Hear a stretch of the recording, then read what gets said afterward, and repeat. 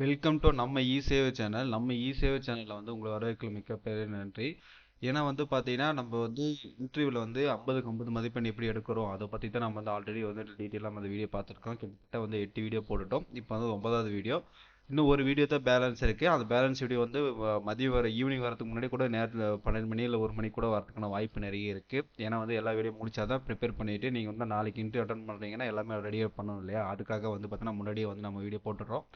கண்டிப்பாக உங்கள் ஆதரவு கொடுங்க. கண்டிப்பாக நம்ம வந்து 10 வீடியோ வந்து மறுபடியும் ஒரு முறை வந்து நீங்கள் ரீவைண்ட் பண்ணி பாருங்கள். எல்லா வீடியோ பார்த்தீங்கன்னா தான் உங்களுக்கு வந்து முழுசாக வந்து எல்லா டாப்பிக்கும் வந்து கவர் பண்ணியிருப்பேன். கண்டிப்பாக வந்து நம்மளோட இலக்கு வந்து 50க்கு 50 எப்படி எடுக்கணும். மார்க்கில் வந்து கம்மியாக இருந்தாலும் பரவாயில்ல, 50க்கு 50 மதிப்பெண் எடுக்கணும். லாஸ்ட் டைமில் வந்து பார்த்தோன்னா மார்க்கில் வந்து 500 மார்க் 550 600 மார்க் எடுத்தவங்களுக்குலாம் வந்து பார்த்தோன்னா ஒரு வாய்ப்பை கிடைச்சிருக்கு. அவங்க வந்து இன்டர்வியூவில் வந்து நல்லா பர்ஃபார்மன்ஸ் பண்ணி அதனால அவங்களுக்கு வந்து எலிஜிபிளாக கிடைச்சிருக்குன்னு சொல்லிட்டு எங்கள் டிஸ்ட்ரிக்டில் நிறைய பேர் ஃப்ரெண்டே வந்து சொல்லியிருக்காங்க. அதனால இன்டர்வியூவில் வந்து 50க்கு 50 எடுக்கணும். அதுதான் நம்ம இலக்கு. அது எல்லா சிலபஸும் வந்து கவர் பண்ணிக்கிறோம். கண்டிப்பாக உங்கள் வந்து பார்த்துருப்பீங்கன்னு நினைக்கிறேன். இந்த வீடியோ பார்த்தாலும் சரி, இதுக்கு முன்னாடி எல்லா வீடியோ பார்த்துருங்க. இல்லை எல்லா வீடியோ பார்த்துட்டு கண்டினியூவாக வரீங்களா இருந்தாலும் சரி, நீங்கள் வந்து எல்லா வீடியோ பார்த்து ப்ரிப்பேராக வந்து பார்த்தீங்கன்னா ஒரு முறை ரிமைண்ட் பண்ணிட்டு போயிருங்க. நிறைய பேர் வந்து பார்த்தீங்கன்னா டிஸ்ட்ரிக்ட் மாற்றி அப்ளை பண்ணியிருக்கீங்க. கமெண்ட்ஸை பார்த்து நிறைய பேர் தெரியுது. அதேமாதிரி அடுத்த வீடியோவில் வந்து பார்த்தீங்கன்னா அந்த டாக்குமெண்ட் எப்படி ப்ரிப்பரேஷன் பண்ணுறது அதுக்கான விஷயங்கள் வீடியோ வந்து மேக் பண்ணுறேன். ஆல்ரெடி ஒரு வீடியோ போட்டிருக்கேன். இருந்தாலும் அடுத்த வீடியோ வந்து பார்த்தீங்கன்னா நம்ம எப்படி வந்து ஃபைல் பண்ணி சேல் பட்டாச்சில் வந்து சிக்னேச்சர் போடணும் அதை பற்றி நம்ம பேச போகலாம். கண்டிப்பாக வந்து நம்ம இ சேவை சேனலில் தான் ஃபஸ்ட் டைம் பார்க்கணும் மறக்காம சப்ஸ்கிரைப் பண்ணிடுங்க. இந்த வீடியோவில் வந்து பார்த்தீங்கன்னா கிட்டத்தட்ட வந்து ஒரு 50 கொஸ்டின் வந்து பார்த்தீங்கன்னா ஒரு ஜென்ரல் கொஸ்டின், ஒன்று ஸ்போர்ட்ஸு, ஒன்று வந்து தமிழ்நாட்டை பற்றி இப்போ எடுத்துருக்கிறோம். இதை படிச்சுட்டு இன்னும் நிறைய நிறைய இடத்துல நிறைய வீடியோவில் நீங்கள் நிறைய பேர் பார்த்துருப்பீங்கன்னு நினைக்கிறேன். கண்டிப்பாக அதெல்லாம் நல்லா ப்ரிப்பேர் பண்ணிக்கோங்க. கண்டிப்பாக நம்மளோட இலக்கு வந்து 50க்கு 50. நீங்கள் ரொம்ப ஜாஸ்தியாக படிச்சுட்டு போய் நம்ம இது பண்ணியிருக்கூடாது.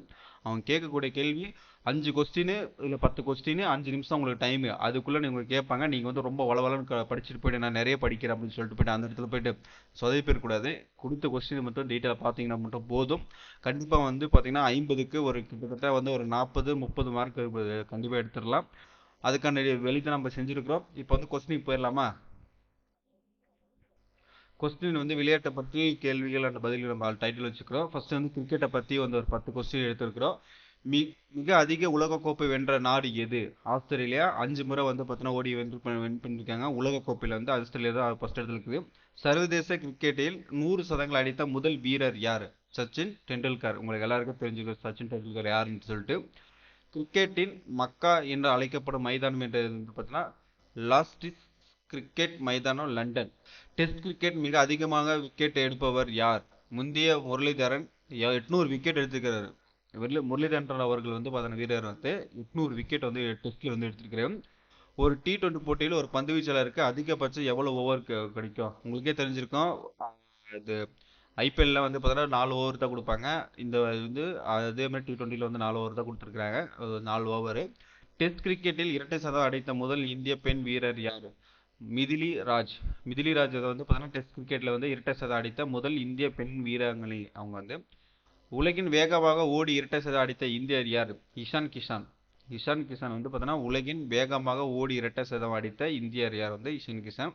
கிரிக்கெட்டில் டக் என்பதன் பொருள் என்ன? டக் என்பது பார்த்தீங்கன்னா பேட்ஸ்மேன் ரன்களை எதுவும் எடுக்காமல் வெளியேறுவது வந்து பார்த்தீங்கன்னா டக் அவுட்னு சொல்லுவாங்க. அதுக்காக வந்து பார்த்தீங்கன்னா டக் என்பது வந்து பார்த்தீங்கன்னா பேட்ஸ்மேனின் ரன்களை எதுவும் எடுக்காமல் வெளியேறுவது. முதல் ஐபிஎல் பட்டத்தை வென்ற அணி எது வந்து பார்த்தீங்கன்னா ராஜஸ்தான் ராயல் அணி வந்து 2008 வந்து எடுத்திருக்காங்க. முதல் ஐபிஎல் பட்டத்தை வென்ற அணி எது வந்து ராஜஸ்தான் ராயல். இங்கிலாந்து மற்றும் ஆஸ்திரேலியாவுக்கு இடையேயான கிரிக்கெட் போட்டி பெயர் என்னதான்? அசாஸ். இந்தியா மற்றும் ஆஸ்திரேலியாவுக்கு இடையேயான கிரிக்கெட் போட்டியின் பெயர் வந்து பார்த்தீங்கன்னா அசாஸ். இப்போ வந்து கால்பந்து போட்டியை பற்றி தெரிஞ்சுக்கலாம். மிக அதிகமாக எஃப்ஐஎஃப்ஏ உலகக்கோப்பை வென்ற நாடு வந்து பார்த்தீங்கன்னா பிரேசில் வந்து 5 முறை வின் பண்ணியிருக்காங்க. அடுத்து 2022 எஃப்ஐஎஃப்ஏ உலகக்கோப்பை வென்றது எந்த நாடு பார்த்தீங்கன்னா அர்ஜென்டினா.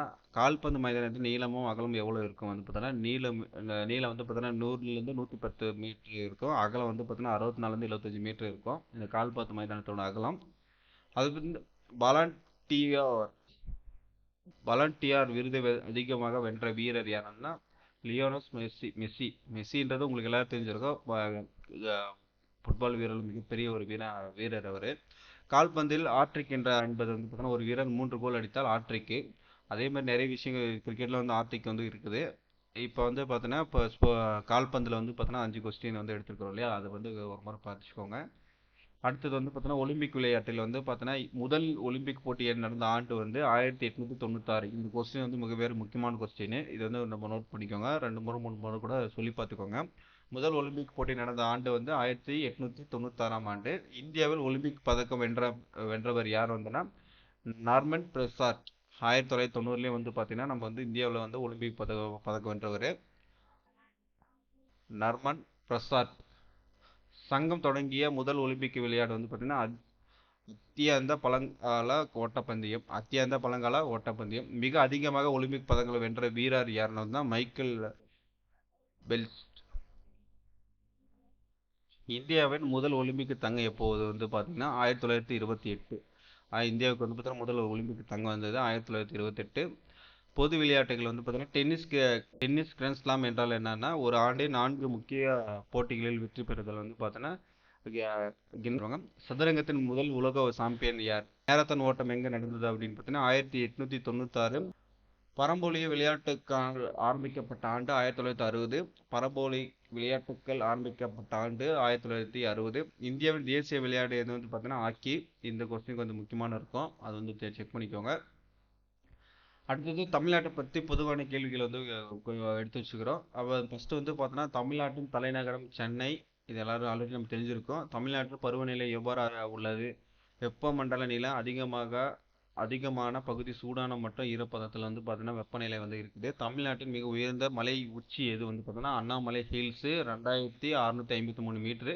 தமிழ்நாட்டில் முக்கிய நதி எது பார்த்தோன்னா காவேரி. தமிழ்நாட்டில் கடற்கரை நீளம் எவ்வளோன்னு பார்த்தோன்னா 1076 கிலோமீட்டரு. இது வந்து தமிழ்நாட்டில் புவியியல் வந்து இது. வரலாறு மற்றும் கலாச்சாரம் வந்து பார்த்தீங்கன்னா தமிழ்நாட்டு முதலமைச்சராக முதல் பணியேற்றவர் யார் பார்த்தீங்கன்னா சி ராஜகோபாலாச்சாரியார். நம்ம ஆல்ரெடி இந்த இவரை பற்றி பார்த்துருப்போம். தமிழ்நாட்டின் தேசிய தலைப்பு என்ன? ஒருமைதாலும் பல்மைதாலும் உயர்த்தது. ஒருமைத்தாலும் பல்மைதாலும் உயர்ந்தது. தமிழ்நாட்டின் தேசிய தலைப்பு என்ன? ஒருமைதலும் பல்மைதலும் உயர்ந்தது. பழமையான தமிழ் பண்பாட்டை குறிக்கும் நூல் எது? சங்க இலக்கியங்கள். தஞ்சை பெரிய கோவில் கட்டிய மன்னர் யார்? ராஜராஜ சோழன்.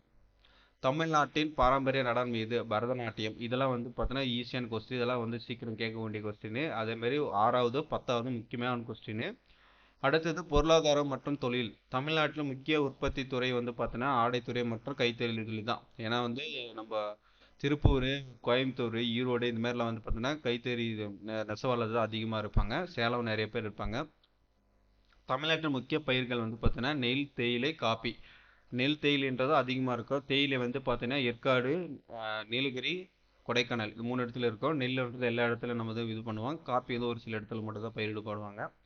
இந்தியாவின் ஆட்டோமொபைல் ஹப் என்று அழைக்கப்படும் ஹப் இந்தியாவின் ஆட்டோமொபைல் ஹப் என்று அழைக்கப்படும் நகரம் எதுன்னா சென்னை. தமிழ்நாட்டில் முக்கிய ஏற்றுமதி மற்றும் பொருள் இது வந்து பார்த்தீங்கன்னா ஆடை மற்றும் ஜவுளி தான். எக்ஸ்போர்ட் பண்ணுறது வந்து பார்த்தீங்கன்னா தமிழ்நாட்டிலேருந்து இது பண்ணால் ஜவுளி மட்டும்தான். தமிழ்நாட்டு பண்பாட்டு காவல் நகரம் எதுன்னா மதுரை.